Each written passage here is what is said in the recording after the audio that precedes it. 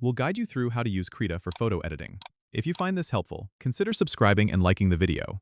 First, open Krita and import your photo by clicking on File in the top left corner. Then select Open and choose the image you want to edit. Once your photo is open, you'll see a variety of tools on the left side. For basic edits like cropping, select the Crop tool from the toolbar. Click and drag over the area you want to keep, then press Enter to apply. If you need to adjust colors, go to the Filter menu at the top, then navigate to adjust and choose options like Hue/Saturation or Brightness/Contrast. This allows you to tweak the image tones to your liking. To remove blemishes or unwanted parts, use the Clone tool. Select it from the toolbar, then hold Ctrl and click on an area to sample, then paint over the area you wish to correct. For more creative edits, you can use layers. Click Layer at the top, then New to create a new layer. This way, you can add text or other elements without altering the original photo.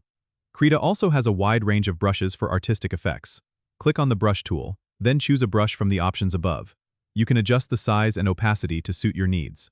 After making all your edits, save your work by going to File, then Export and choose your preferred format and location. Don't forget to subscribe and comment if this helped you out.